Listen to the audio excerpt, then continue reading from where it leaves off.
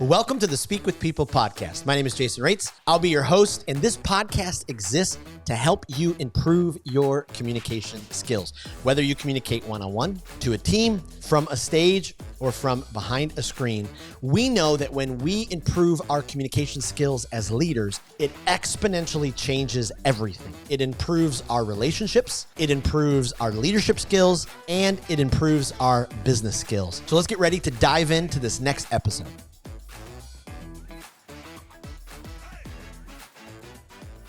But wouldn't it be nice to be heard? How would your leadership change if you not only felt heard, but you had more opportunities to actually share ideas and project new dreams and visions to the people around you, the people that you work with? Well, today, our world is moving so fast that better listening skills has really become a rare commodity. And so often we cut other people off. We're too eager to share our opinions. We interrupt.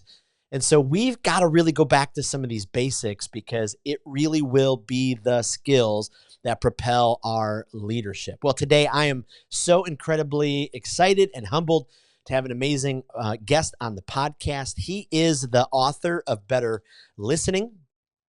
He has been in the wealth management industry for many, many years. We were just talking offline about so many shared experiences that we both have. And after getting this book and reading through it, underlining it, highlighting things, I'm so excited to share it with you, our Speak with People audience, because there's just so much gold in it. And so I'll let Stan tell more about himself and his story because there's just a ton there to be able to share. But Stan Slovin, thank you so much and welcome to the Speak with People podcast. Oh my goodness. Jason, thank you so much for having me today at Speak with People. I'm excited about our conversation and especially what a great introduction about the importance of better listening. It's crazy to think about that our world, which is so busy, and just we're all multitasking and everyone's attention spans are kind of short. So we're very distracted as a society and our patience are kind of thin. So sometimes conversations get kind of cut off and whether it's a religious or economy or social or political, at the end of the world we realize that we're probably okay listeners, but we could all be probably just like kind of better listeners, and that's kind of Absolutely. how we came through it. Absolutely. Well, we didn't talk about this offline, but as a Chicagoan, are you on the Cubs side or the White Sox side? Oh, Cubs side, of course. Okay, perfect. And We we're can having continue. a great season. Yes, we can continue. Yes. No, actually, they're having a good season. So it's always fun to be in Chicago when the Cubs are playing well.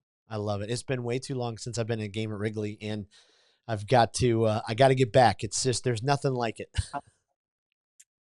Yeah. Well, they say if you haven't been to Wrigley, okay, you haven't hit all of your hot spots yet That's in your right. bucket list. Well, hey, walk us through just so our listeners can get to know you more. What's brought you to this place in your story? Give us a little bit more into you and what you're all about. Sure. So I am born and raised Chicagoan. I have been in Chicago, went to school in Illinois, did the typical thing, went to college. I'm actually an attorney by trade, so I went to law school as well. And then for the last 31 years, I have spent the majority of my time in wealth management, which is just basically helping people reach their financial goals. Mm, Sounds easy. I could just give advice to everybody 30 years ago and tell them what to do. And then it hit me. It hit me about, maybe 10, 15 years ago that, wow, I might be doing this career the wrong way. I might need to start slowing down, pausing, and finding out what others are really what's most important to them.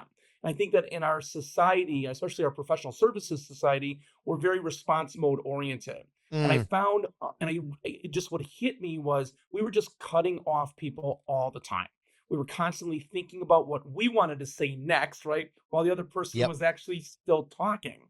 And what I realized is that I was kind of hijacking the conversations, almost talking over people.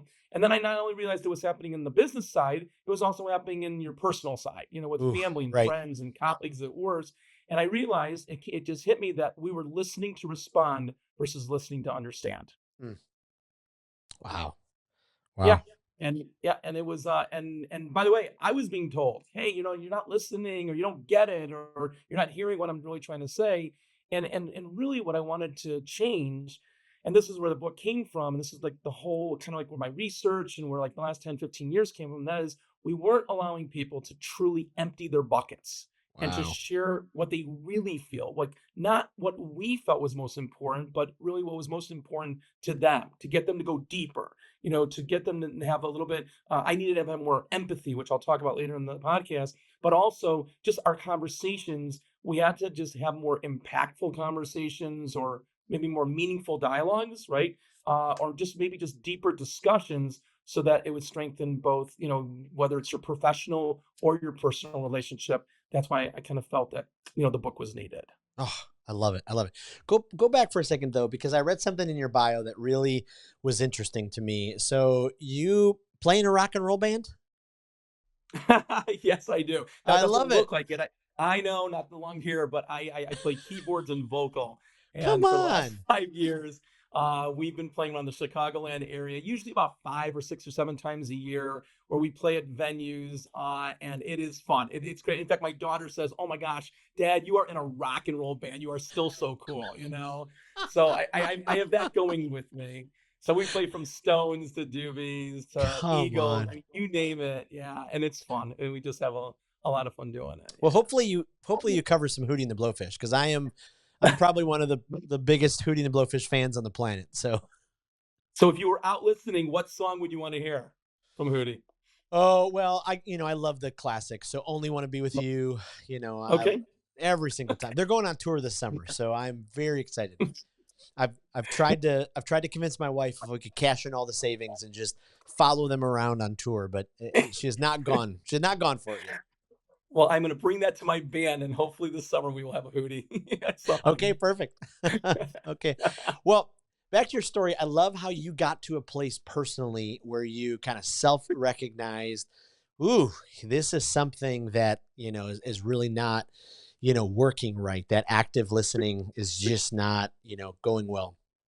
How how would you recommend other leaders, figure out if they're listening, like you said, is just to respond, or are you really listening to understand the people in your life? Yeah, no, sure. This that's a it's a great conversation to have with others, because most of us, we started, the problem of not listening like really, really well, that started in youth. Remember when you're at the family table and say, don't Yep. talk unless you're talked to. Or Yes. at school when it just says, well, the reason why you did so poorly on the test is because you didn't follow directions. You weren't Yep. listening. Yep. And then you go into your work mode, and you find out that your bosses or your employer is saying, hey, you kind of miss this. It's not really what I wanted. And you kind of think to yourself, what am I, what was I missing? What was I not either hearing or listening? And what happened is that most people, again, they're hearing, they're having the conversation, and they're responding. When the first thing I would tell our listeners, and I share this with leaders all the time, is just push the pause button, okay, Yes. first.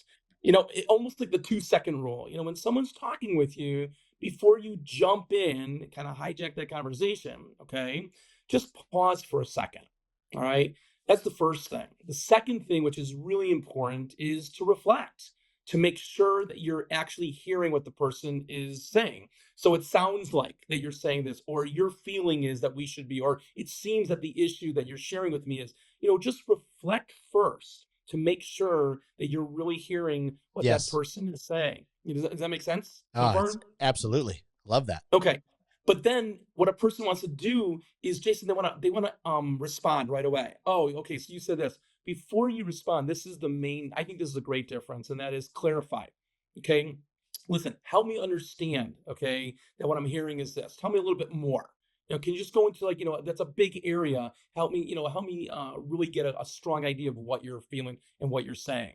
And you'll find that the person will all of a sudden go into more. That's like that. We go from the surface, right? We go from the surface response, and now you're into a conversation. You've paused, you've clarified, you've reflected, and then the last part, which is the whole key to my book, in chapter 7. It's all about empathy, Mm. adding empathy to reflective listening and active listening gives you a total listening. So you've empathized, so you know what, I'm hearing what you're saying. You're not alone on this, because many people have that same feeling, and they will actually get a sense that not only are you listening, but you're listening to what is most important to them. And that's when you check in, and that's when you move to your response. So it's actually like we want to push that response mode later into the conversation. And that's my suggestion to a lot of leaders. Wow. Wow. I absolutely love that. And it is fascinating because we do just want to jump the gun so fast. There's no pausing, and it's just amazing the power that can happen if we just pause for a minute. It doesn't, like you said, just give it the 2-second rule. It's just so incredibly important. So when let's kind of break it down into workplace environments. So if you're on a team meeting, and you're really trying to listen to somebody who's trying to communicate, but it's just it's going rough.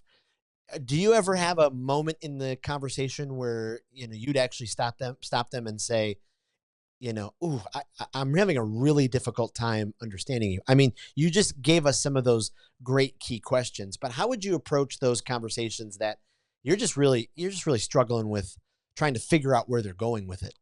Sure, this happens all the time. I mean, and really, sometimes leaders have their own agenda, and it's really hard to move off of it. So they're not willing to maybe engage into that deeper part, because they want to get through what they are thinking, what they're trying to achieve, and they actually, a lot of times, the employer, the boss, the leader, okay, wants to get through that agenda without really checking in. So that's the first one, is to check in. But Yep.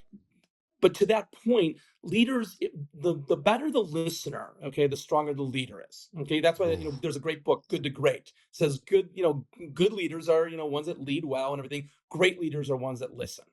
Okay, and the reason for that and the feedback is that it helps productivity, better environment, creates an engaging workforce, gives leverage to the leader, allows a leader to succeed. It has a respect around the workplace, and that's because there's more of a collaboration feel. The Yeah. environment of feedback encourages the team. But what happens if you're having a challenge, like you brought up before? What happens if we're not able to get to there? Again, one of the areas is to allow the employee, or allow those that you're working with, to know that you are trying to listen, that you want them to help Wow. you. This is a great one also, is like, have you ever gone to your employees and said, listen, what would make most sense to you in terms of when we're communicating, so that I know that I'm hearing what you are working on, and that you are getting what I'm trying to achieve? Help me understand that a little bit. How do you want to be communicated to? What are some ways, okay, that we could have an impactful conversation through a collaboration? And that question is, I want you to share with me ways so that I could better understand Wow. that you know what I want. And that's most leaders won't even have that conversation with employees, but in reality, that's where you get the difference. That's where the leaders and their employees, that's where you'll retain better talent, because they feel that they're valued. They feel Right. that their opinion is actually being heard. This is where you'll attract great talent, because great talent coming in is going to interview. They're going to challenge the leaders. So how do you handle when you have a challenging project and maybe you're not accomplishing? What do you do? Yep. And the person will hear how good that leader, okay, is willing to get a collaborative piece of information from who they're working with. If they are willing to compromise, if they're willing to have a deeper, not just a surface, like, yeah, do this, do that, do this, and expected, but more of like, tell me about that. How does that look? Because we're on a team here. So I think those are some of the ways that leaders can really change the whole narrative, by going to a more of a reflective, okay, a reflective approach, and to add more empathy in there, to allow that they are letting their employees or people that they're working with know that they are valued, that their content is important, that they want to have feedback. And those are some things that leaders can do. Ooh. Ooh, that's so incredibly powerful. I mean, you talk about empathy. Empathy is, such a useful and practical, but then insanely powerful tool to be able to use. So many people, it seems like, sometimes confuse what empathy really is. They think, well, empathy is just kind of feeling sorry for someone. Or how would you define empathy? Walk us through, define it, give us your take on it, and then why it's so important for leaders to be able to grab hold of. Yeah, first of all, I think you hit it right there. Like, when you're saying, like, we feel sorry for, like that. Oh, I think you are empathy, is such a crucial part to communication. I mean, think about that. When you have empathy, you are listening with intent. Okay, Ooh, intent to care, feeling of compassion, getting that emotional feeling out of those that are engaged in the conversation. In addition to that, empathy and listening allows for a stronger understanding, just by yep. definition. Okay, because you want to hear what is being conveyed, and you are allowing the other person to convey what is really most important to them. Because I call it empathy. Empathy responses. Okay, it shows that the speaker, or let's say the leader in this case, is personally interested. Okay, in Yeah. making sure that that person who's speaking is priority. Okay, meaning that this is where you get the whole concept of being in the presence, right? Like Yeah. really being in the presence, allowing them to share, allowing them to solve issues, allowing them to share what's on their mind, all goes to the empathy area. It's like a non-judgmental comment that you have heard, that felt, that you understand what they're feeling, and this is an area that will change that conversation forever. Not only in the workplace, but also empathy in personal. Can I share a quick story, a I would fast love story? that. Please Oh take my us god. there. This is great. We love getting reviews. By the way, we love getting reviews for books, right? Okay, that's all Absolutely. good. But I get a review from a CEO flying home. It says, "Hey Stan, I just got home from a business trip. I read your book on the plane. It was a quick read. It was great. I picked up some great little tips." But that's not the review. When I get home, I'm at the kitchen table with my daughter. We're sitting down and she's sharing some issues, with work and a couple of things at school. When I'm about to put on, my parent cape and give my parental, I think pontification, that was the word. Okay. Right. When I stopped and I paused, I looked at her and I said, "Listen, tell me a little bit more, because it sounds like you're having challenges both in work and with school. Help me understand that." She went on, and before he responded, he said, "Okay, listen, this is not uncommon. There's the empathy. This really happens to everybody. Everyone has a tough day at work or challenging things at school. Tell me more. What else? What else is going on?" Next 15, 20 minutes goes on. He's doing this review. And at the end of it, the daughter turns around, gets up, gives him a hug, and says, "Dad, thank you for finally listening to me." Wow. Wow. And that hit me, like, Yep. literally right there. It was the aha wake up moment. Like, this is what better listening does. Wow. It changes sometimes when siblings have problems with older siblings, adult siblings, or parents have problems with kids. I mean, think about the parents and kids that are on college campuses today. Think about parents and their kids, maybe because they don't understand them, they haven't been talking to them, or the communication is down. It's because we're responding. I mean, Jason, we're just constantly barraging and responding. This reminds me, you ever go to dinner with some friends, okay, and you're all Hmm. at the table, and you're at the table and someone starts telling the story, and the spouse or the partner, whoever, jumps in and says, "Well, it wasn't really there. We really kind of, we did it a little bit differently." And the person who's telling the story looks at them and says, "Okay." And they keep going. They go on with the story. "Well, we tried to do this and we were accomplishing it." And the person jumps in again and starts telling the story. And finally, the other person says, "Do you want to tell the story? Obviously, you do, Right. because you're not letting me finish the story." Right. Okay. And this happens all the time. And this is a very common. How many times do we come back from a trip? "Oh, I was in Wisconsin, I was in Florida, I was in Barcelona," and you start telling the story, and someone says, "Oh my God, I totally understand that. When we were in Barcelona last year, oh, the tapas was amazing." Yep. And they never let the other person finish. Yep. Like, Yep. and I'll ask you this: why? But why? Why? From what your travels and your things, why do you think that that's happening? And just our most common everyday stories. Right. Well, I think just because we either get so excited to share, or we have this internal feeling of like, I just got to respond to tell them what I experienced, and in the process we kind of overcome overdo kind of what they were talking about. I think that is, that That reminds me, who was Larry King. Remember Larry King? Oh yeah. Great interviewer. Hall of Fame interviewer. He said, "I remind myself," he used to say, "I remind myself every day that nothing I say this day will teach me anything.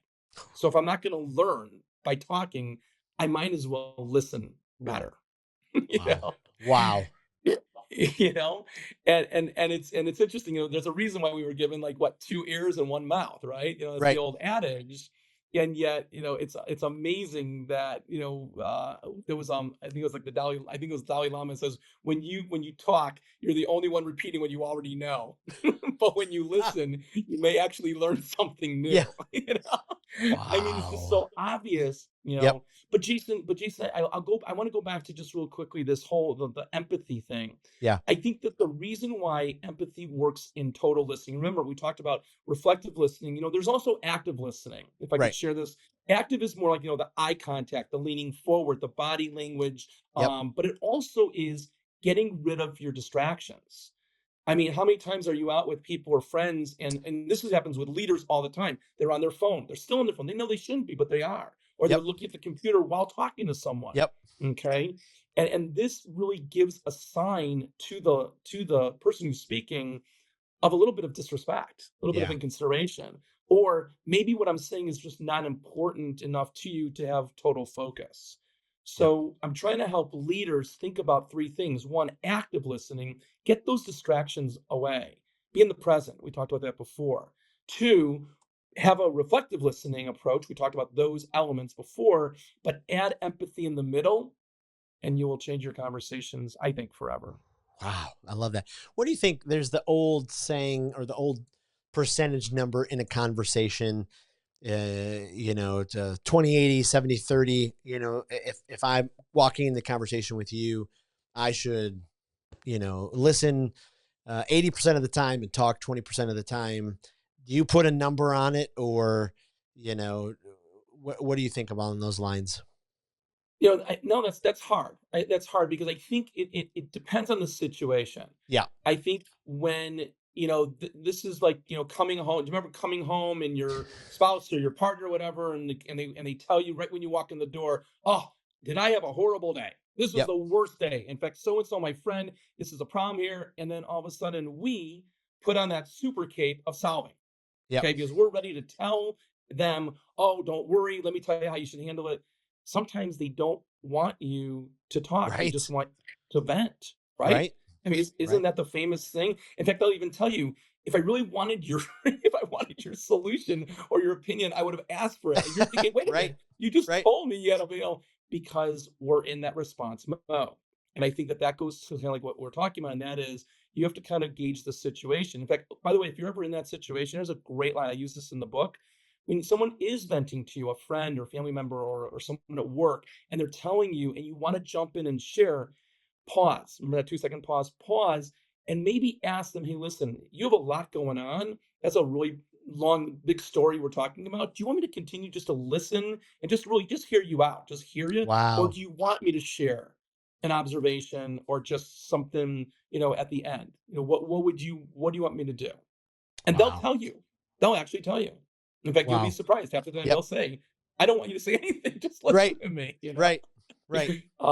So I think the timing, going back to your question, I think it depends, but yes, the adage, this is for all your people in sales. This is for all your people that are in like a selling environment or a sales environment. Um, that first and second meeting should be, oh my goodness, 70-80% discovery and finding out what is most important to them. Yep. And 20% or less is really, really getting to the nuts and bolts of what you have to say. I think. That's why. I think I have a great question. I mean, I know that some of the audience, they're in the areas of like starting their own businesses, they're in Yep. sales, they're in presentation mode. Um, I can share a golden ticket question that I've used for 25 years I would that I love still that. think is the crux. It's in the book, but it is the crux. I think it would be so eye-opening for some of your listeners and some of your viewers on this. It's a golden ticket question that basically says, what is most important to you with regards to a relationship with a and fill in the blank. So if If you're in a sales situation, when you say, listen, tell me what's most important to you with regards to a relationship, working with someone to help you achieve your real estate, your legal things, your financial goals, your whatever, fill it in, your swimming pool in the back, and you want someone to come in and you're interviewing. What's most important to you with regards to a relationship? Notice I don't say like myself, Yep. right? Or their former person, but just general. So why is that? Why is that question? Why does it resonate? And this is why. Because you're asking the person what is most important to them, and they will say to you, like, here, let me role play this, Jason, real quickly. What's most important to you with regards to a relationship with a person that comes on your podcast? What's most important to you? Wow. Yeah. Well, most important to me is that they feel like it was worthwhile, that they had an opportunity to, present their idea and their resources, and that they, the time that they spent was valuable for them. Okay. So real quickly, if I responded, if you just said, worthwhile, oh, you know what? And I said, Jason, oh, this was what, it would be a short conversation. Right. But if you asked that question to someone and they gave you those three things, time well spent, worthwhile, they were able to present their ideas. My next question before I would respond is, okay, when you say worthwhile, help me understand that. Tell me a little bit more. Or when you Yep. said presenting your idea, how does that look? So there's that clarification. So not only have I found out what's three most important things to you, right? You just shared them. I asked you to go into it a little bit more. And that's for your listeners or your Oh, I viewers. love that. It's tell me a little bit more about why time spent, the time spent that we had on this podcast, tell me how that looks. Help me understand why, that's going to be really important to you. And they will go on, and they'll go on and they'll go on. And then finally, when they're done giving you the three and they've gone deeper into it, that formulates the whole infrastructure, the whole relationship moving forward, the whole cornerstone, the foundation. And you can go back to them, especially if it's a sales role or something, and you can go back and relate the three most important things to them, not to you. And you create that whole relationship, and that sometimes it's a game changer. Yep. Yep. Absolutely. So take us into, in your world with wealth management and advising people, that first meeting. And I know you spoke to this a little bit, but especially will help some of our folks in sales and with customers. What are some of those strategic goals for you in that first meeting when you're sitting down with someone, as you're getting to know them, they're getting to know you, as they're kind of considering your services? How do you approach it? What are some of those questions you ask? What are you trying to get, trying to learn from that first meeting? Well, I will no, that stems from really the surveys that have been taken over the last 20 years of wealth management and financial services industries. And the surveys every year go out and they say, why do most relationships either leave their advisor, or why do they not decide to work with the advisor when presented? Okay. And the number one reason is not performance, lack of performance. It's not. It is hands down year after year that the client or the relationship either will leave or not work with is because they don't feel that the advisor is truly listening to what is most important to them. They don't Wow. feel, okay, and again, across the board, all the surveys from all the wealth management companies will say this, is that the advisors are not really hearing what the client or relationship is trying to accomplish. And by the way, that's not just for financial services in my industry, it's for all service, for accounting and Yeah. legal and real estate.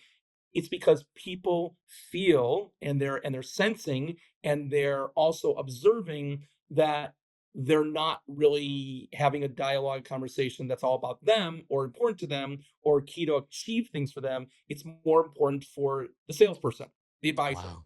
okay, Wow. who has their agenda. Okay. So that's why when you ask how does our first introductions or meetings and things, it's very simple. We'll sit down, especially we know, obviously, we're given the opportunity, and we're very humbled by it, but we're sitting down. And although we may want to share some things, we always say, start at the beginning, listen, this is a meeting to kind of get an understanding, okay, of what you're trying to achieve. We will share some things, but before we even start, tell me a couple of things. First of all, what are we trying to achieve here today? Okay. What are some things that are important to you that, for whatever reason, either you have not been able to accomplish or that you're trying to accomplish in a better way? What are you missing? Yeah. Okay. And those are great open-ended questions. And if you notice, my questions just now all open-ended. Yep. Tell me a little bit about how Yep. does that look? Where do you see yourself in the next 10, 5, 10 years? Help me understand. Okay. So the open-ended questions, which all of us today, we all know that those are important. We move away from them for whatever reason, and we get back to yes and no questions. Yep. Okay. And it closes the dialogue. So the first thing I would say is in any industry, even medical profession, dentists, doctors, the medical industry, it's not just bedside manner, but why does one person choose this orthopedic surgeon over another? Okay, and a lot of times it's because they're in conversations early on trying to find out, what are you trying to achieve? Do you want to get back to playing sports? Do you want to be able to just have take a walk with your kids? Right. Do you want to be able to run with your dog? Help me understand what you're trying to achieve so that we can talk about ways to do that that's most important to you. Wow. Wow.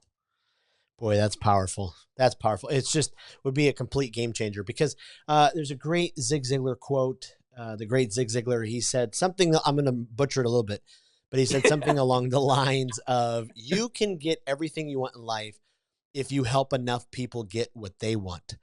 And I think clients, customer service, people that we're serving, they'll figure out quickly if we're in it just to get their business or because they're another spoke on the wheel or another notch on the shelf. And we'll shine through if we're not doing exactly what you're talking about. We're not really listening. We're not hearing about their dreams. If we're just overwhelming them with our agenda. And you just gave us some of the best questions to ask because I just don't think, even as I train people aren't asking those questions. Those are absolute gold, just a gold. Yeah. Great. Jason, it's funny, like, what we're talking about here, a lot of times a person will say, like, oh, this is just all common sense. Okay. Right. But what happens is I get this question all the time. What if I'm just not an empathetic person? Right. What if I'm not a feely, like a good feely type of person, warm and cuddly person? I'm just like black and white. That's how I have my conversations. And if they don't get it, they Yep. don't get it.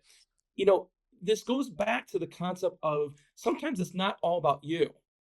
you know and it really should not be all about you because the quicker that you can adopt and change and the quicker that you can just tweak by just taking a couple of these tips, these Yep. strategies, these Yep. approaches, I call it a guide to improving your listening so that you can better your relationship both professionally and personally. That's Yep. what the whole theme is. But a person says, yeah, well, that's not really working for me. Well, the interesting thing is, if you start taking advantage of some of these, not only will the person who you are talking to, and that's family, friends, Yep. and also at work or in your Yep. community, okay, or even on the sidelines of your kids' sports events or your dance, kids Santa, it doesn't matter. People will start appreciating you more that you actually are listening. And Yes. once you realize that they're appreciating you more, you'll appreciate the fact that you're having a more valuable and a more meaningful conversation. And the ending result is, which I truly believe, is you'll be happier. Right. And that's Oh, kind of what, it's all about. absolutely. I love that. I talk about when we talk about speak with people, not at them. So we say with is you're choosing healthy communication, and when you speak at people, you're choosing unhealthy communication. And healthy communication is oxygen for our relationships. So when I'm speaking with people, I'm filling them up, giving them hope. And when I speak at people, I'm draining the life out of them. It's so apparent. But I love Maxwell's quote on leadership. Leadership is influence. Well, okay, that's great, but how do you grow your influence? How do you, especially in your workplace, in your community, you do it through your communication. And so the stronger, the healthier, the more you can improve your communication, like you said, even just a little bit of these, your influence is going to grow. It's going to grow in your community. You're going to be more respected. You're going to be more admired. Your family life is going to be healthier because just like the CEO story you told us, you're going to have those skills that your family's going to feel heard. I mean, it's just a win-win-win, but I think it's like breathing. I think most of us take breathing for granted because we breathe so many breaths a day. And then the moment we get sick, we're like, oh no, I've got to fix this. I think it's the same way you're talking about with listening. We take it so for granted, but if we actually just worked on it a little bit, oh my goodness, the possibilities are huge. And I can't thank you enough for your passion, because it just comes through. And I know this is going to be a great help to so many of our listeners. I love Oh, that. I love your perspective. yeah. I appreciate that. Your leaders are sitting out there with great assets that they work with. And these relationships, okay, are so loyal to them. They want to help leaders be better. Yep. Okay. They want to be part of something special. And I would emphasize this to all of your listeners and your viewers today that, think about it. Leaders who refuse to listen are typically surrounded by people with nothing helpful to say. Ooh, Okay. ooh, So so wow. so So so good. if so and when you think about what we're trying to do is we're trying to be more productive. We're trying to leverage, okay, ourselves so that we can maximize, okay, our skills and our experience, and we want to help others. I mean, that's what it is. It's all about paying forward. And that's Yep. another thing about better listening. I will tell you this. If there was any legacy that I can leave, okay, that other than hopefully being, a good father, a good spouse, and good Yep. friend, okay. No, but if there was a legacy that I would leave, and that is, I want to pay forward the fact of helping others be better communicators and be better listeners, so that they can actually allow others in their life. That's in their life, professional or personal, allow them to really get a appreciation, a compassion, a passion, an importance, and to do that Wow. moving forward is just taking the time and saying, hey, let me just allow you to empty your bucket a little bit more. Let me just ask a little bit more. Tell me, help me understand. Yep. And that relationship as a legacy for me would mean that we would have a better communication in this world, and Yep. we would listen more to others. Yep. And not only with countries and politics and religion and culture, communities, but even at home, which I really feel, if a person gets a chance to read this book, I think it will help in their relationships, that are important to them personally, because all it takes is just a couple seconds to pause. And also, it takes only a couple seconds to make someone else feel that they're being heard. I love it. I love it. Stan, you have literally just opened up a vault of wisdom. I've taken a page of notes.